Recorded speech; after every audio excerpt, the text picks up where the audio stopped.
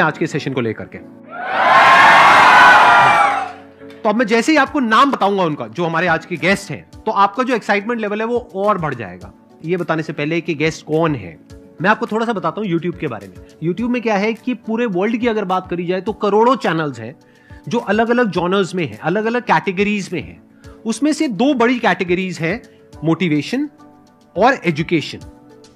पूरे वर्ल्ड में जो वर्ल्ड का नंबर 1 मोटिवेशन चैनल है वो मेरा है, और जो वर्ल्ड का नंबर 1 एजुकेशन चैनल है किसी इंडिपेंडेंट क्रिएटर का, वो उनका है, जो कि हमारे गेस्ट हैं। उनके 17 मिलियन से ज्यादा सब्सक्राइबर्स हैं। Please give an energetic and warm welcome to the one and only Khan sir.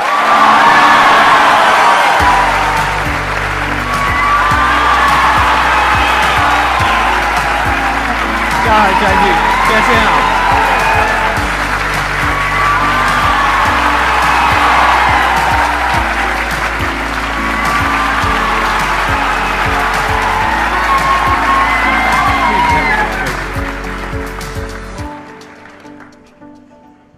इससे पहले कि ऑडियंस आपसे कुछ पूछे या इंटरेक्ट करे, मेरे माइंड में एक क्वेश्चन है आपके लिए जी।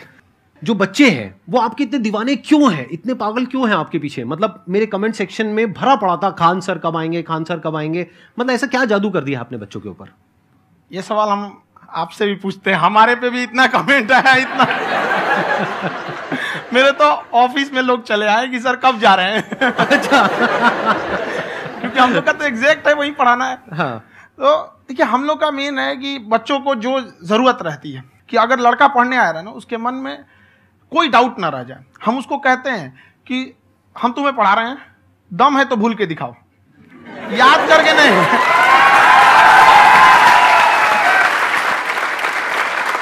प्लस आप जिस प्राइस पॉइंट पे पढ़ा रहे हैं, आई थिंक वो सबसे कम है, वो बहुत ही कम है। सर ये जो फीस का कल्चर है, हाँ। ये हमारा इंडियन कल्चर नहीं है। हमारा इंडियन कल्चर गुरु दक्षिणा है, उस हिसाब से वो सही है। ऑक्सीजन जैसे जिंदगी के लिए जरूरी है, वैसे एजुकेशन जरूरी है। कोई ये नहीं कह सकता है कि पैसे की वजह से वो खान सर के यहां से लौट गया। क्या बात है।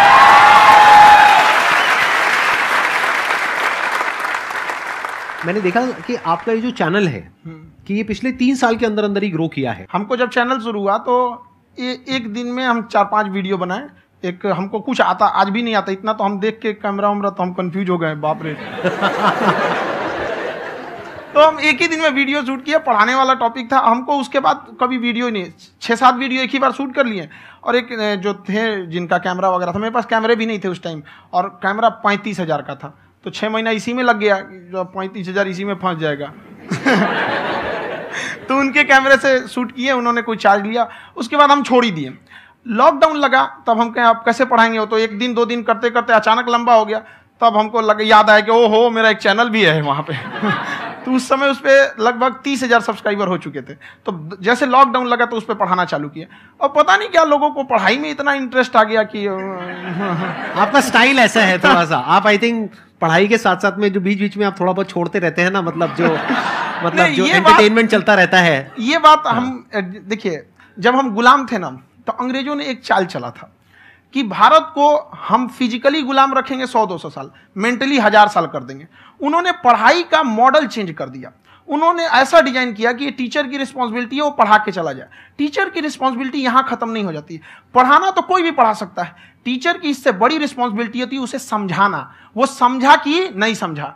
अगर लड़का आपके समझाने के बाद डाउट रह गया तो ये आपकी गलती है। लड़का हमसे पूछता है सर इतनी भीड़ है आपके पास, तो कहे सर डाउट कैसे पूछेंगे? हम कह रहे यार तुम्हारा डाउट बचेगा तब ना पूछेगा तुम डाउट यहाँ पर।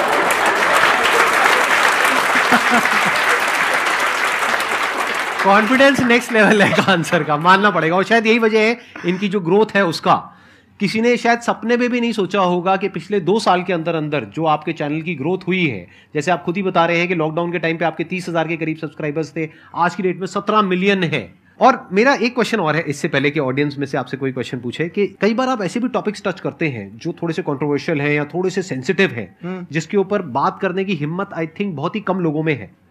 तो आपको कभी ये नहीं लगता है कि कहीं ज्यादा तो नहीं हो रहा है, इसको थोड़ा रोक देते हैं, थोड़ा कम कर देते हैं? क्योंकि कोई लाइन ही नहीं है वैसे तो बोलने को, तो आप कुछ भी बोल दो, कितना भी बोल दो। हुई है कंट्रोवर्सी बहुत बार। एक्चुअली बचपन से हमको फौज में जाना था, और फौज वालों के लिए ये सब मायने नहीं रखता। उसको करना है मतलब करना है, तुम सामने कुछ भी रहो, डजंट मैटर।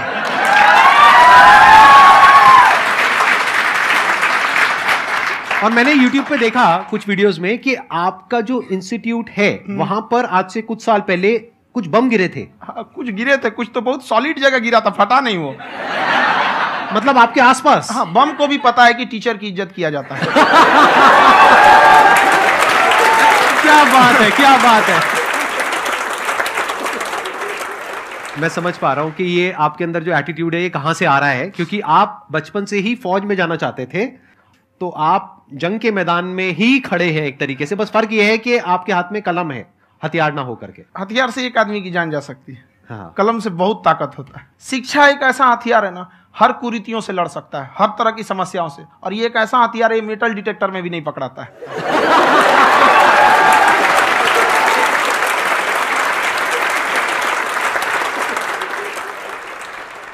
मेरा क्वेश्चन ये है कि अभी प्राइवेट ऑर्गेनाइजेशंस में पीटने का, पनिशमेंट का ये सिस्टम जो है खत्म हो गया है।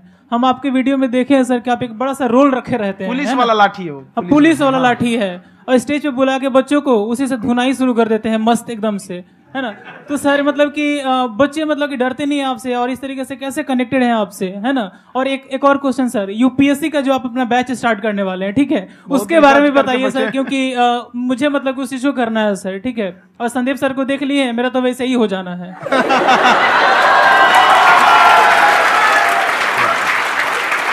क्या हो जाना है? मेरा पूरा कंप्लीट करो।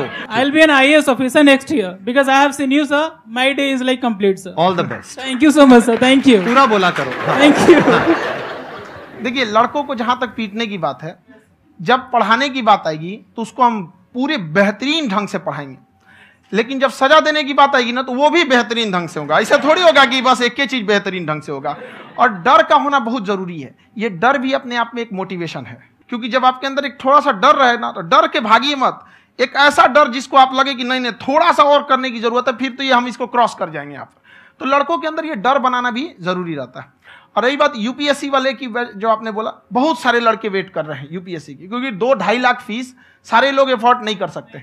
और हमारा वही रहता है, हम तो ज्यादातर हमारे स्टूडेंट देखेंगे तो किसी के रिक्शा वाला, सब्जी वाला, यही लोग, इनको तो 2.5 लाख रुपया, इनके पास पूरी संपत्ति नहीं होती है, फीस कहाँ से भरेंगे वहां पे, उसके बाद रहेंगे कहाँ से। तो ऑल ओवर इंडिया से, कश्मीर से कन्याकुमारी तक, गरीब से गरीब भी लड़का उसको पढ़ सकता है। यही कुछ 1000 रुपये मंथली, 12-14 हजार साल का पड़ेगा, खत्म हो जाएगा इतना में।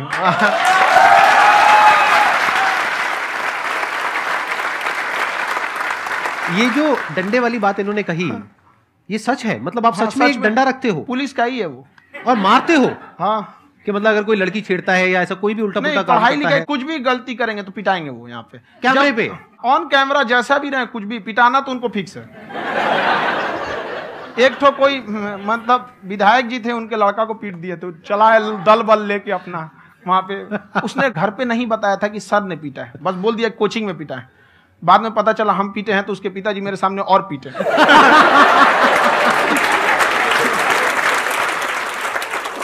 सर, आपका सबसे बड़ा डर क्या है आप दोनों का?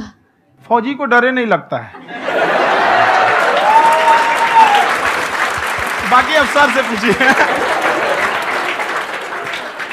आज के सेशन से पहले कोई डर नहीं था, लेकिन अब मुझे इनकी डंडे वाली कहानियां सुन करके डर लग रहा है कि कहीं मैंने गलती से कुछ बोल दिया और इन्होंने कहीं पीछे कुछ रखा हुआ है, और यही आ करके अगर इन्होंने मेरी पिटाई कर दी तो बहुत बुरा हो जाएगा। तो इसलिए हमको थोड़ा डर लग रहा है।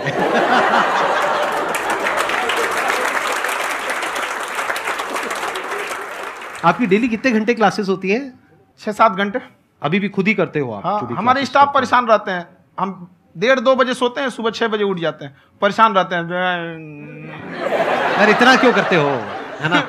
कभी तो उनको भी साथ साथ लगना पड़ता है ना? उनको साथ साथ लगना पड़ता है। हम जग गए तो कोई सोया थोड़ी रहेगा, परेशान रहते, दिन में सोते ही नहीं है बेचारा, कहीं कहीं जाके सोते रहता है। हम सीट बांध दिए कि भाई तुम इस समय सो जाना, तुम इधर सो जाना। आपकी शादी हो गई है? नहीं हुई अभी? मेरी खुशहाली देख के आप आइडिया लगा सकते हैं।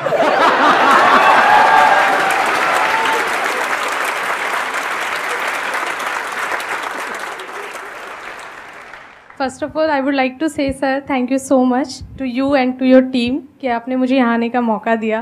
एंड सर अब तक मैंने आपको सिर्फ फ़ोन या लैपटॉप में ही देखा है दोनों को, आज फर्स्ट टाइम लाइव देख रही हूँ तो बहुत अच्छा लग रहा है।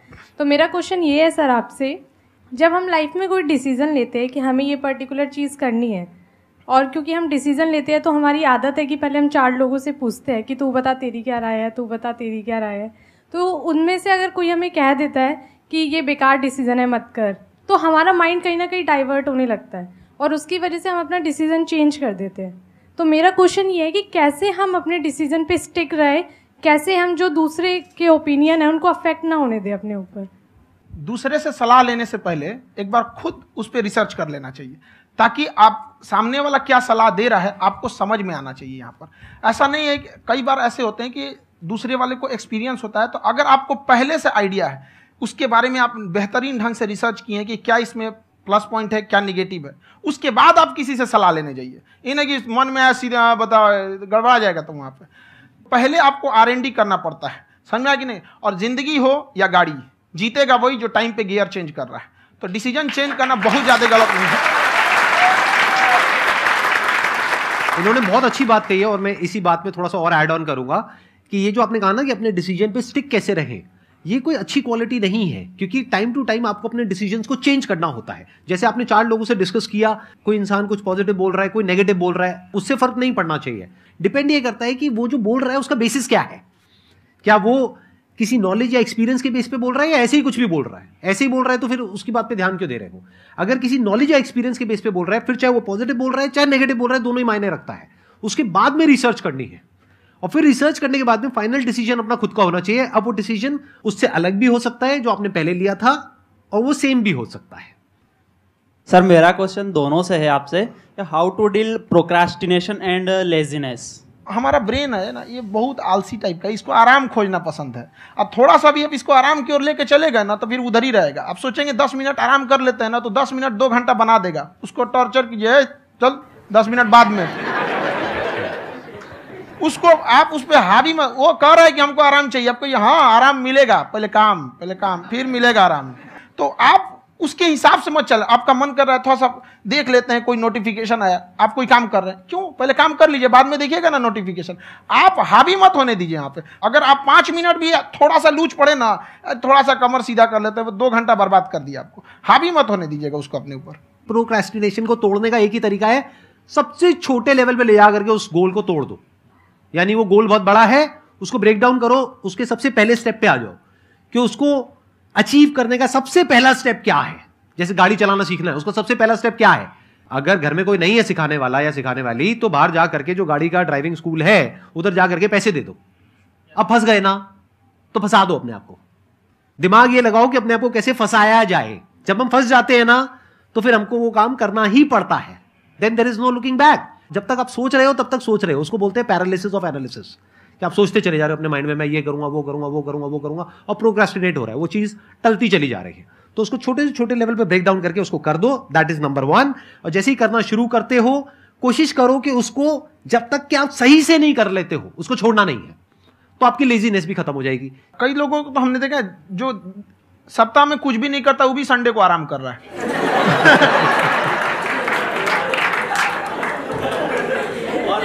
वैसे कहा भी जाता है कि अगर कोई काम आपको करवाना है ना तो ऐसे किसी इंसान को दो जो बिजी है। हाँ। ऐसे आदमी को मत दो जो खाली है। ये परफेक्ट एग्जाम। किसी को भी आप देखिएगा जिसको आप कहते हैं कि मतलब थोड़ा ठीक ठाक आप समझते हैं कि नहीं ये बहुत आगे निकल, वो एक काम को खत्म करने के बाद कभी आराम नहीं करेगा। एक काम खत्म हुआ उसको लगेगा हाँ एक खत्म हो गया, अब दूसरा करना चाहिए। और वही जिसको देखिएगा एक खत्म हो गया और आराम करना चाहिए, कभी नहीं, लाइफ में आखिरी सांस तक। सर यहाँ पे सब हिंदी में पूछते हैं, इंग्लिश में पूछते हैं, मैं भोजपुरी में पूछूं? जौन भाषा ठीक लगे तोने में पूछ दो। हाँ सर।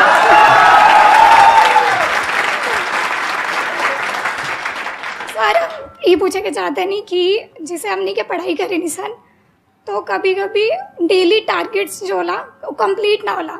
अगर टारगेट्स कंप्लीट भी होला तो फिर ऐसा इरिटेशन या फिर वो एंजाइटी या फिर कि और करना है या फिर अभी नहीं हुआ, वो चीज़ हमेशा रहेला, तो वो कम कैसे करल जाए?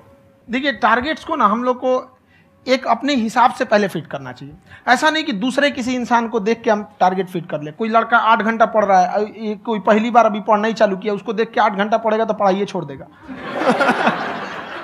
तो आप अपनी क्षमता के हिसाब से देखिए कि आप कितना पढ़ सकते हैं। अगर आपने एक घंटे को बना लिया कि हम 1 घंटा पढ़ सकते हैं, अगले 1 हफ्ते तक उसको सस्टेन रखिए। जिम में कैसे करते हैं लोग, पहले दिन उठा लीजिएगा 1 कुंटल तो हार्ट अटैक हो जाएगा। तो वो धीरे धीरे टारगेट सेट कीजिए और अपनी क्षमता को भी देखिए। हर इंसान की क्षमता अलग है। कंगारू को देख के हाथी छलांग मारेगा, पैर तोड़ के बैठ जाएगा।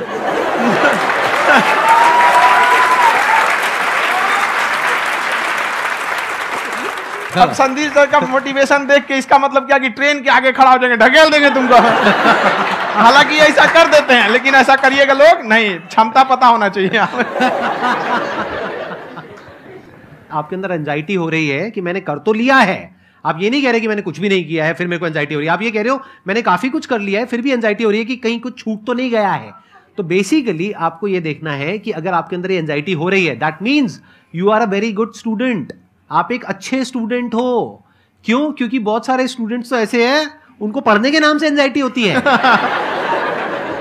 तो आपको एंजाइटी हो रही है कि मैंने पढ़ लिया, दिन में मानो 8 घंटे का आपने टारगेट सेट किया और 6 घंटे पढ़ लिया, या मान लो 8 घंटे भी पढ़ लिया, फिर भी एंजाइटी हो रही है कि मैंने 10 घंटे नहीं पढ़ा। तो ये तो अच्छी क्वालिटी है ना, ये तो एक ब्रिलियंट स्टूडेंट की क्वालिटी है, क्योंकि एंजाइटी उसी को होती है जो केयर करता है, जिसको परवाह है, उसी की तो एंजाइटी होती है। जैसे माँ को अपने बच्चे की, जैसे एक माँ को अपने बच्चे के, जैसे एक माँ को अपने बच्चे को लेकर के एंजाइटी होती है। हंस लो मजाक उड़ा लो मेरा। कोई बात नहीं, एडिट कर देंगे इसको हम। हाँ।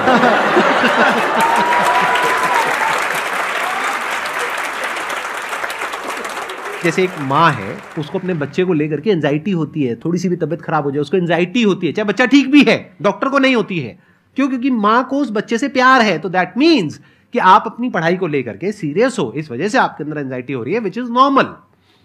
जहां पर प्यार मोहब्बत होती है वहां पर थोड़ी बहुत एंजाइटी तो होती ही है ना। समझ रहे हो ना मैं क्या कहना चाह रहा हूं? आप लोग समझ रहे हो ना मैं कहां जा रहा हूं? जब वो किसी और से बात करती है तो एंजाइटी होती है ना।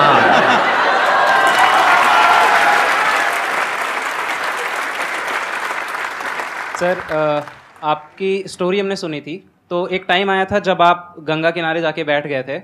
उस समय आपको कुछ समझ नहीं आ रहा था, तो उस समय मतलब आपने ये डिसीजन कैसे लिया कि अब आगे नहीं, यहाँ से वापस जाना है? रास्ता ही नहीं था। घर जाने के लिए एटलीस्ट 90 रुपए चाहिए थे, जेब में 40 रुपए थे। कैसे घर जाते हैं? और हम गंगा के किनारे चुपचाप बैठे बैठे हम कहें कि अब बहुत टेंशन हो गया, अब घर जाना चाहिए। रूम पे तो किराए के रूम पे ही आदमी सारे लोग रहते।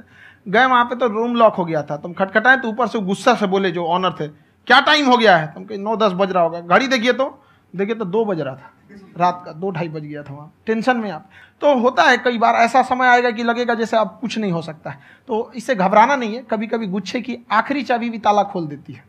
जो बातें आपने बताई कि घर में प्रॉब्लम्स ये तो बहुत लोगों ने फेस करी वहां पर। आप अकेले नहीं है, बहुत लोगों ने ये प्रॉब्लम्स फेस करी, बहुत तरह की प्रॉब्लम्स देखी, बहुत तरह की स्ट्रगल्स देखी, लेकिन वो सब इतने कामयाब नहीं हो पाए जितने कि आप हुए। तो आपके अंदर ऐसा कुछ ना कुछ है जो औरों के अंदर नहीं है। तो वो मैं जानना चाह रहा हूं कि वो ऐसा क्या था जहां से कि आपका दिमाग यहां तक सोच पा रहा है कि मैं पूरे इंडिया में इतने बड़े लेवल का चेंज लेकर के आ सकता हूं, एजुकेशन फील्ड में रेवोल्यूशन लेकर के आ सकता हूं। ये सोचना ही बहुत लोगों के बस का नहीं है। मेरी एक खुद की थिंकिंग, अगर हमको कोई 100 रुपए किसी काम के लिए दिया, हम सबसे यही कहते हैं, तो हम कोशिश करते हैं उसे 200 का रिटर्न दे। अगर कोई हमसे 200 रुपया फीस दे रहा है, 250 दे रहा है, तो हम उसको ये कोशिश करते हैं कि तुम्हें ऐसा लगे कि नहीं भैया हमने 10-20 हज़ार का पढ़ लिया यहाँ पर।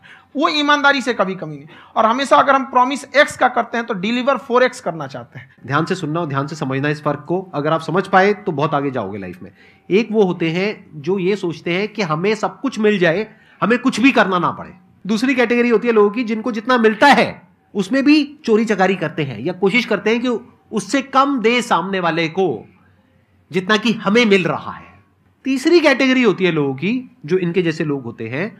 वो क्या करते हैं? वो ये सोचते हैं कि अगर मैंने किसी से 1 रुपए भी लिया, देखा जाए तो 200-250 रुपए कुछ भी नहीं होता है, 200-250 रुपए अगर मैंने लिया तो कैसे उसको 400 रुपए की वैल्यू दूं। ये जो थिंकिंग है ना, यही एक फर्क होता है एक ऐसे इंसान में जो बहुत आगे निकल जाता है और उस इंसान में जो मीडियोकर रह जाता है। आप अपने आप को अपने आप के ऊपर समय दीजिए, उसको डेवलप कीजिए। जब आप अपने आप के ऊपर खर्च करते हैं तो आने वाले समय में लोग गूगल पे आपको सर्च करते हैं। क्या बात है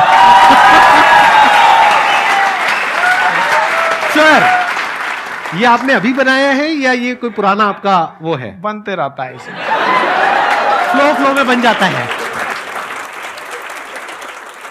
आपके अंदर ना सर एक कवि छुपा हुआ है कहीं ना कहीं जो बाहर आना चाहता है। कभी ना कभी आपने सोचा होगा कुछ? कभी कभी देखिए एक चीज है, संगत का बहुत अच्छा असर पड़ता है। ये चीज को हमेशा, संगति का मतलब लोग हल्के में ले लेते हैं। संगति का मतलब होता है संग संग गति। तो अच्छे लोग के साथ रहेंगे तो संग संग अच्छी गति होती जाएगी, खराब में रहेंगे तो ये भी होता है। बट अपने आप को थोड़ा सोचना चाहिए कि हम केवल जी के मर जाएं इसके लिए नहीं आए हैं। लोग कहते हैं कि सर नाम क्यों नहीं बताते अपना। हमारी एक ही सोच है कि जाने के बाद इस दुनिया से हमको मतलब एक चीज देना चाहते हैं स्टूडेंट्स को, कि वो याद करें कि इस पैसे की भाग दौड़ की दुनिया में हर कोई दोनों हाथ से लूटने में लगा है, खाली हाथ जाने के लिए ये सबको लगा है। तो हर कोई को ये सोचना चाहिए कि था कोई इंसान जो इतने कम फीस में इतनी शिक्षा जो महंगी थी, जो कमाने का रास्ता था, उसको भी एकदम कंपटीशन इतना कर दिया कि अब लोगों को अपनी फीस बढ़ाने में डर लगता है कि अरे यार, लड़का कमेंट करता है कि खान सर इतना ले रहे हैं, आप बहुत बड़ा टीचर हो गए।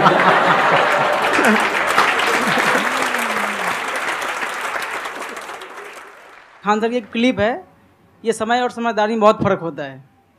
अगर समय रहते समझदारी आ गई तो इंसान कामयाब हो गया, लेकिन अगर समय चला गया फिर समझदारी आई फिर तो बेकार है। तो सर मतलब कुछ आपको ऐसी चीज़ लाना चाहिए जो मतलब बच्चों जो तैयार हो रहे हैं उनको ये चीज़ें मतलब एंड टाइम पे दिखे।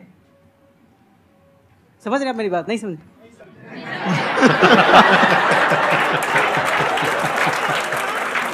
यही होता है सर, सर का मोटिवेशन ज्यादा हो जाता है।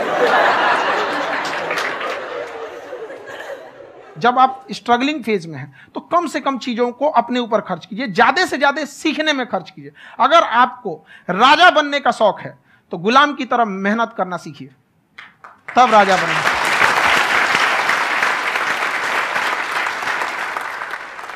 ये दुख, ये दर्द, ये सब तेरे अंदर है। तू अपने बनाए इस पिजड़े से बाहर निकल के देख, तू अपने आप में एक सिकंदर है।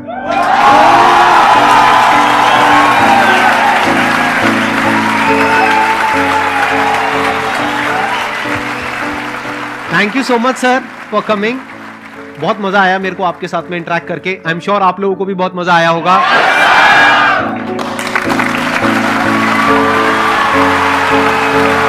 Thank you so much.